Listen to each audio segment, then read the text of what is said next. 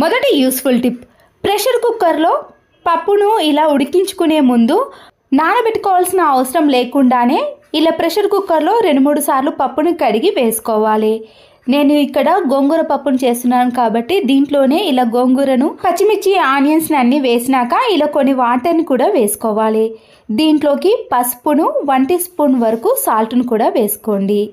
ఇప్పుడు మనము ఆయిల్ని ఇలా కొద్దిగా వేయటం వలన పప్పు నానబెట్టుకోకుండానే ఇలా ప్రెషర్ కుక్కర్లో పప్పు అనేది చాలా మెత్తగా ఉడికిపోతుంది. ప్రెషర్ కుక్కర్లో మనము ఏది ఉడికించుకున్నా కానీ విజిల్ వచ్చేటప్పుడు ప్రెషర్ కుక్కర్ యొక్క మూత పైన అంతా కూడా పడుతుంది కదండి.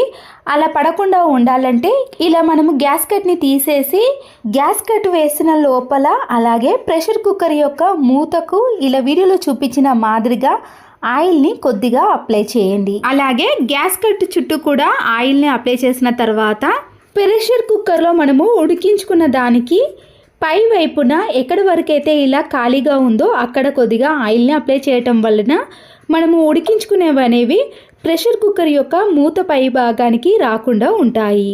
ఇప్పుడు ప్రెషర్ కుక్కర్ని ఇలా స్టవ్ పైన పెట్టేసి హై ఫ్లేమ్లో పెట్టినా సరేనండి. చూసారు కదండి, విజిల్స్ వచ్చినా కూడా ఒక్క చుక్క కూడా ఇలా మూత పైభాగానికి రాకుండా ఉంటుంది.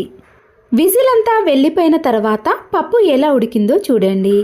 మనము పప్పును ఇలా 1/2 అవర్ కానీ 10 మినిట్స్ పాటు నానబెట్టుకోకుండానే డైరెక్ట్గా ప్రెషర్ కుక్కర్లో అప్పుడే ఉడికించుకున్నామనుకోండి, పప్పు అనేది ఇలా మెత్తగా ఉడికిపోతుంది. పప్పు గుత్తితో కూడా రుబ్బాల్సిన పని ఉండదండి. పైభాగానికి కూడా ఆయిల్ని అప్లై చేయటం వలన పైకి రాకుండా ఇలా పప్పు అనేది త్వరగా ఉడికిపోతుంది. సరుకులు తెచ్చుకున్నాక మిగిలినవి ఇలా కవర్లోనే ఉన్నాయనుకోండి, అవి మెత్తబడటం కానీ పురుగు పట్టడం లాంటివి జరుగుతాయి. ముందుగా ఈ కవర్ని ఇలా లెవెల్గా కట్ చేసి కవర్లో వెనుక భాగాన ఇలా రెండింటిని మనము ఒకే దగ్గరికి మలుచుకోవాలి. కవర్ని ఇలా ముందు భాగానికి మార్చుకొని మనము రౌండ్గా చిన్నగా మలుచుకోవాలి.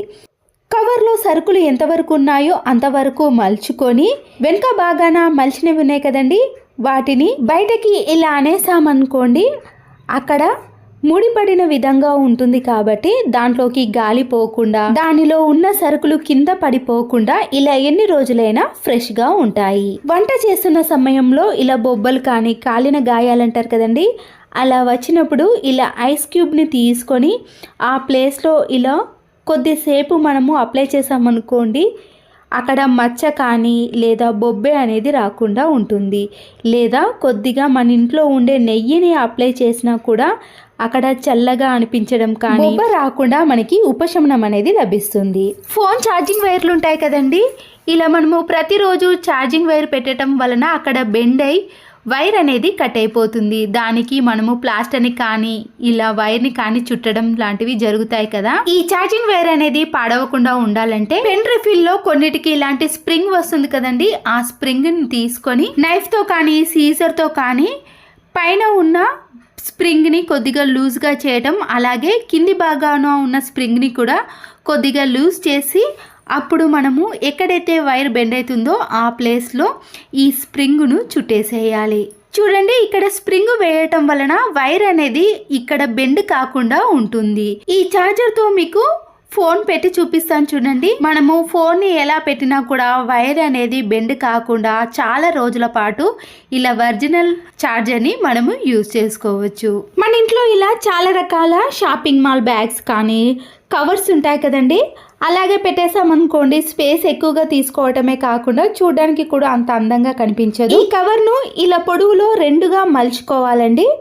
ఇలా సమానంగా మలుచుకున్నాక కింది వైపు నుంచి ఇలా సమోసా షేప్ ఆకారంలో చివరి వరకు మలుచుకొని రావాలి. ఆ తర్వాత ఇలా హ్యాండిల్స్ని మాత్రం మనము ఈ సమోసా షేప్ ఆకారంలో మలుచుకున్నాం కదండి, దాంట్లో వీటిని పెట్టేసేయాలి. ఇలా చేయడం వలన కవర్స్ కానీ షాపింగ్ మాల్స్ బ్యాగ్స్ అనేవి మనము ఎక్కడ పెట్టినా కూడా చాలా నీట్గా అందంగా కనిపించడమే కాకుండా స్పేస్ కూడా చాలా తక్కువగా తీసుకుంటుంది. మన ఇంట్లో తుప్పు పట్టిన సీజర్స్ కానీ నైఫ్స్ ఉంటాయి కదండి, వాటికి ఉండే సిలుము అనేది త్వరగా పోవాలంటే ఇలాంటి స్టీల్ స్క్రబ్బర్ ఉంటుంది కదా అండి, దాంతో బాగా అప్లై చేసామనుకోండి, తుప్పు పోవటమే కాకుండా ఈ నైఫ్ కానీ సీజర్ అనేది షార్ప్నెస్లోకి వచ్చేసాయి. ఇక్కడ మీకు చాలా ఉన్న పేపర్స్ని కూడా కట్ చేసి చూపించాను. ఒక బౌల్లోకి కొన్ని హాట్ వాటర్ని తీసుకొని కొద్దిగా సాల్ట్ని వేసినాక టూత్ బ్రష్లు ఉంటాయి కదండి, ఆ టూత్ బ్రష్లు అన్నిటినీ కూడా ఈ హాట్ వాటర్లో వేసి ఒక 5 to 10 minutes పాటు అలాగే ఉంచేసేయండి. ఇలా చేయటం వలన టూత్ బ్రష్లు అనేవి మళ్ళీ సాఫ్ట్నెస్లోకి వస్తాయి. ఒక చిన్న గాజు బౌల్ని కానీ లేదా ఏదైనా ఒక చిన్న పాత్రను తీసుకున్నాక వంట సోడా ఉంటుంది కదండి, 2 teaspoons వరకు వేసి దీనిని మనము ఫ్రిడ్జ్లో పెట్టేసామనుకోండి, పులిసిన వాసన కానీ ఏదైనా ఫ్రిడ్జ్లో నుంచి బ్యాడ్ స్మెల్ వచ్చిందనుకోండి అది రాకుండా ఉంటుంది. మాప్ స్టిక్ కానీ లేదా వైపర్ స్టిక్ని తీసుకొని ఇలా వెనుక భాగాన ఒక సాక్స్ను వేసి అది ఊడిపోకుండా ఉండటానికి ఒక రబ్బర్ బ్యాండ్ని వేసుకోవాలి. ఇప్పుడు ఈ స్టిక్తో ఇలా ఫ్లోర్ పైన ఉన్న ఈ గోడని మనము చీపురు కట్టతో సరిగా క్లీన్ చేయలేం, కానీ ఇలాంటి సాక్స్తో క్లీన్ చేసామనుకోండి ఎలాంటి డస్ట్ అయినా ఈజీగా తొలగిపోతుంది. ఇలాంటి చిన్న చిన్న స్పేస్లో మనము ఈ స్టిక్తో క్లీన్ చేసామనుకోండి మన పని అనేది చాలా తక్కువ టైంలో ఈజీగా చేసుకోవచ్చు. ఇలా ఇంట్లో ఉండే ఎన్ని రూమ్స్ ఉంటే అన్ని రూమ్స్లో ఇలా ఒకేసారి స్టిక్తో క్లీన్ చేసుకున్నామనుకోండి ఇల్లు కూడా చాలా నీట్గా క్లీన్గా కనబడుతుంది. వెల్లుల్లి రెబ్బలను కొద్దిగా హీట్ చేసిన తర్వాత ఇలాంటి ఏదైనా చిన్న కటోరీ ఉంటుంది కదండి, దాన్ని కింది భాగాన పెట్టేసి ఇలా గట్టిగా చేత్తో ప్రెస్ చేస్తామనుకోండి ఈ వెల్లుల్లి రెబ్బలన్నీ కూడా చాలా ఈజీగా సపరేట్ అయిపోతాయి. మన ఇంట్లో ఇలాంటి సోప్ బాక్స్ కానీ కోల్గేట్ పేస్ట్ లాంటి చిన్న చిన్న బాక్సులు ఉంటాయి కదండి, ఇలా వీడియోలో చూపించిన మాదిరిగా ఈ సైడ్లో ఉన్నవన్నీ కూడా కట్ చేసుకోవాలి. మనం కట్ చేసుకునేవన్నీ కూడా ఇలా కింది భాగాన వేసామనుకోండి కింద మరి పల్చగా కాకుండా మందంగా ఉంటుంది. ఆ తర్వాత పైన కట్ చేసిన ఈ కార్డ్బోర్డ్ని కూడా ఇలా మధ్యలో పెట్టేసేయండి. ఈ సోప్ బాక్స్కి సమానంగా ఉండే విధంగా కట్ చేసుకున్నాక పిల్లలకి సంబంధించిన ఇలాంటి పెన్సిల్, ఎరేజర్ కానీ లేదా మన ఇంట్లోకి సంబంధించిన ఇలాంటి double gum tape, Fevicol, glue gum అలాంటి వాటన్నిటిని కూడా ఇలాంటి చిన్న బాక్స్లో వేసుకున్నాం అనుకోండి తీసుకోవడానికి కూడా చాలా ఈజీగా ఉంటుంది. పిల్లలు కూడా వెతకాల్సిన పని కూడా ఉండదు. మరొక యూస్ఫుల్ టిప్, స్వీట్ బాక్సులు కానీ మందంగా ఉండే కార్డ్బోర్డ్ బాక్సులు ఉంటాయి కదండి, వాటిని పడేయకుండా ఇలా ఒక బాక్స్ని తీసుకొని దీంట్లో ఒక టిష్యూ పేపర్ని పరుచుకోవాలి. ఈ ఆయిల్ క్యాన్కి మనము ఇలా మాస్క్ని కానీ సాక్స్ని కానీ వేసి ఈ స్వీట్ బాక్స్లో పెట్టేసామనుకోండి కింది ఫ్లోర్ అనేది చాలా నీట్గా ఉంటుంది. ఎక్కువగా జిడ్డు పట్టకుండా క్లీన్ చేసుకోవడం కూడా చాలా సులువుగా ఉంటుంది. ఎగ్స్ ఇలా ఎక్కువగా స్టోర్ చేసుకోవాలంటే ఫ్రిడ్జ్లో కంటే బయటనే ఎగ్స్ని పెట్టుకుంటారండి. అలాంటప్పుడు ఇప్పుడు సమ్మర్ కూడా వచ్చేసింది కదా, ఈ వేడికి ఎగ్స్ అనేవి త్వరగా పాడైపోతాయి. ఇలా పూర్తిగా ఆయిల్ ప్యాకెట్ని కట్ చేసి ఇలా దేనికి దానికి సపరేట్ చేసిన ఆయిల్ ప్యాకెట్ని ఈ ఎగ్స్ పైన ఇలా పరుచుకోవాలి. ఈ ఆయిల్ అంతా కూడా ఎగ్స్ పైన ఉంటుంది కాబట్టి ఈ సమ్మర్లో వేడికి ఎగ్స్ అనేవి త్వరగా పాడవకుండా చాలా రోజుల పాటు ఇలా ఫ్రెష్గా స్టోర్ చేసుకోవచ్చు. ఎలాంటి ప్లాస్టర్ అయినా సరేనండి ఇలా కొద్దిగా ఓపెన్ చేసి మన ఇంట్లో ఉండే రకరకాల పెన్స్ కానీ స్కెచెస్ కానీ ఉంటాయి కదండి, పిల్లలు డ్రాయింగ్ వేసుకోవడానికి కానీ ఇలా ఏవైనా పెన్స్ అన్నీ కూడా ఒకే మాదిరిగా ఉన్న వాటన్నిటినీ కూడా ఇలా ప్లాస్టర్కి అతికించేసుకోవాలి. ఇలా అన్నీ అతికించేసిన తర్వాత మళ్ళీ ప్లాస్టర్ని కొద్దిగా ఓపెన్ చేసి ఈ పెన్ క్యాప్ల పైన కూడా కవర్ చేయాలి. ఇప్పుడు ఈ ప్లాస్టర్కి ఈ పెన్నులన్నిటినీ కూడా ఇలా గట్టిగా అతికించేసుకోవాలి. ఇప్పుడు మనకి ఎలాంటి పెన్ను కావాలనో ఇక్కడ కలర్ని బట్టి తెలుసుకోవచ్చు కదండి, బ్లూ కలరా గ్రీన్ కలరా ఉన్నాయి కాబట్టి ఏది కావాలంటే అది తీసుకొని రాసుకోవడం కానీ డ్రాయింగ్ వేసుకోవడం లాంటి వాటికి యూజ్ అవుతుంది. అంతే కదండి, ఒక్కొక్కసారి పెన్ను తీసి పెన్ క్యాప్ని ఎక్కడో పెట్టి మర్చిపోతారు కదా, ఇలా అన్నీ కూడా ఒకే దగ్గర ఉంటాయి. ఇప్పుడు ఈ ప్లాస్టర్ని ఇలా అన్నిటినీ ఒకే దగ్గరికి చేర్చి మనము బాక్స్లో కానీ పౌచ్లో కానీ బ్యాగ్లో కానీ లేదా ఇంట్లో ఏదైనా సెల్ఫ్లో కానీ ఇలా అన్నిటినీ ఒకే దగ్గర పెట్టేసుకున్నా కూడా స్పేస్ అనేది చాలా మిగులుతుంది. వాషింగ్ మిషన్ అనేది మురికి పట్టినప్పుడు వాషింగ్ మిషన్ లిక్విడ్ ఉంటుంది కదండి, దాన్ని కొద్దిగా వేసుకొని పాడైపోయిన ఒక టూత్ బ్రష్తో క్లీన్ చేసుకోవాలి. వాషింగ్ మిషన్ని క్లీన్ చేయడానికి ఎలాంటి వేరే లిక్విడ్ని యూజ్ చేయకూడదండి. పాడయ్యే అవకాశం ఉంటుంది కాబట్టి దానికి సంబంధించిన లిక్విడ్తో ఇలా వాషింగ్ మిషన్ అంతటినీ కూడా క్లీన్ చేసుకున్నాం అనుకోండి, మళ్ళీ ఎప్పటి మాదిరిగా నీట్గా కనబడుతుంది. మిషన్ చుట్టూ బ్రష్తో క్లీన్ చేసుకున్నాం కదండి, ఏదైనా డస్టర్తో కానీ లేదా ఇలాంటి స్పాంజ్ స్క్రబ్బర్తో క్లీన్ చేసుకోవాలి. ఇంట్లో ఇలాంటి ఫ్లవర్ వాజులు ఉన్నప్పుడు డస్ట్ అనేది ఎక్కువగా పడుతుందండి. మనము ఏదైనా క్లాత్తో క్లీన్ చేసుకున్నా కూడా ఒక్కొక్కసారి అవి త్వరగా పోవు కదా. అలాంటప్పుడు బకెట్లో కొన్ని వాటర్ని వేసుకొని సర్ఫ్ను, బేకింగ్ సోడా అలాగే వైట్ వెనిగర్ని కూడా వేసుకోవాలి. ఇప్పుడు ఈ ఫ్లవర్ వాజులన్నిటినీ కూడా ఈ బకెట్లో వేసుకోవాలి.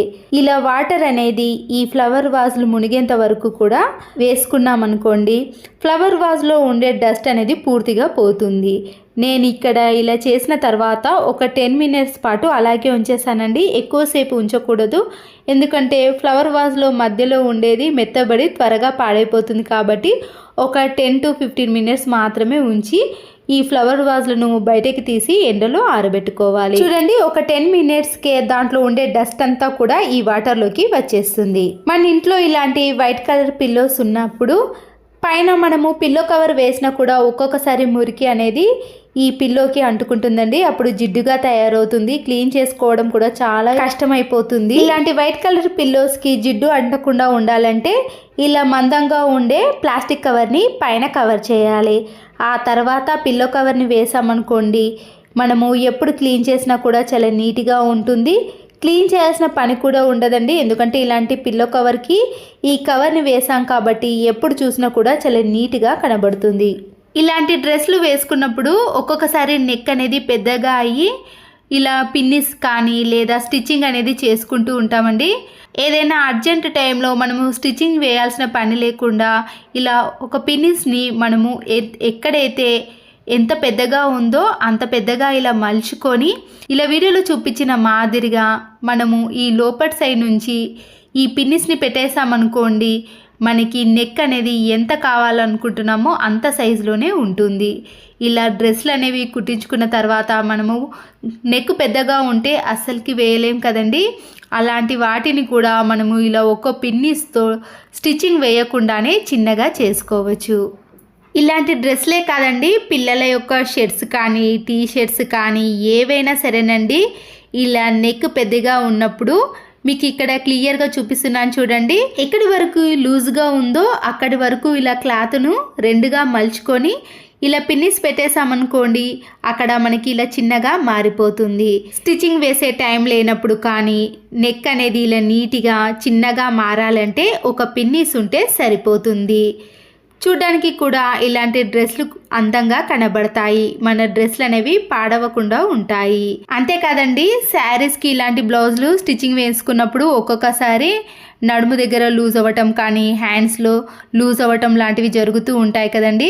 మనకి ఎక్కడ లూజ్ అనిపించినా కానీ ఇలాంటి ఒక పిన్నిస్ని తీసుకొని మనము అక్కడ పెట్టేసామనుకోండి, ఆ ప్లేస్ అనేది ఇలా చిన్నగా మారిపోతుంది. మనకి టైం అనేది ఎక్కువగా లేనప్పుడు అర్జెంట్ టైంలో ఇలా పిన్నిస్ని పెట్టేసుకొని బయటకు వేసుకొని వెళ్ళవచ్చు. ఇలాంటి బ్లౌజులకు స్టిచ్చింగ్ వేసుకున్నాం అనుకోండి, మళ్ళీ ఎప్పుడైనా టైట్ అయితే మళ్ళీ ఆ స్టిచ్చింగ్ని తీయాల్సిన పని కూడా ఉంటుంది కదా. అలాంటి పని లేకుండా ఇలా ఒక పిన్నిస్తో మన పనిని చాలా సులువుగా చేసుకోవచ్చు. అలాగే హ్యాండ్స్ అనేవి కూడా లూజ్ అయిపోయినప్పుడు మనము స్టిచ్చింగ్ కోసం ఎక్కడికి వెళ్ళాల్సిన పని లేకుండా ఇలా ఇంట్లోనే హ్యాండ్స్ని టైట్గా మార్చుకోవచ్చు. ఇలా లూజ్గా ఉన్న హ్యాండ్స్కి కూడా మనకి ఎక్కడి వరకు లూజ్గా ఉందో అక్కడి వరకు కూడా ఇలా పిన్నిస్ని పెట్టేసేయాలి. ఇలా పిన్నిస్ని పెట్టేసి మనము శారీ కట్టుకునేటప్పుడు ఈ బ్లౌజ్ వేసుకున్నాం అనుకోండి, మనకి ఎంత కరెక్ట్ సైజులో కావాలంటే అంత కరెక్ట్ సైజులో మార్చుకోవచ్చు. మనము ఫంక్షన్స్కి కానీ పండగలకి వెళ్ళే టైంలో హడావిడి ఉంటుంది కదండి. ఆ హడావిడి టైంలో స్టిచ్చింగ్ వేయాల్సిన పని లేకుండా ఇలా ఒకే నిమిషంలో మనము పిన్నిస్ని సెట్ చేసామనుకోండి, మనము ఎలా కావాలంటే ఆ విధంగా మార్చుకోవచ్చు. ఒక్కొక్కసారి మనము ఫంక్షన్కి వెళ్ళినప్పుడు లూజ్గా అనిపించినప్పుడు అక్కడ స్టిచ్చింగ్ వేసే టైం ఉండదు కదండి. అలాంటి వాటికి కూడా ఈ టిప్ అనేది చాలా బాగా యూజ్ అవుతుంది. అంతేనండి, ఈ యూస్ఫుల్ టిప్స్ మీకు నచ్చినట్లయితే తప్పకుండా ఒక లైక్ చేయండి. మీరు చేసే లైక్ వలన మరికొందరికి ఈ వీడియో అనేది షేర్ చేయబడుతుంది. Please subscribe Siri cooking and vlogs. Thanks for watching.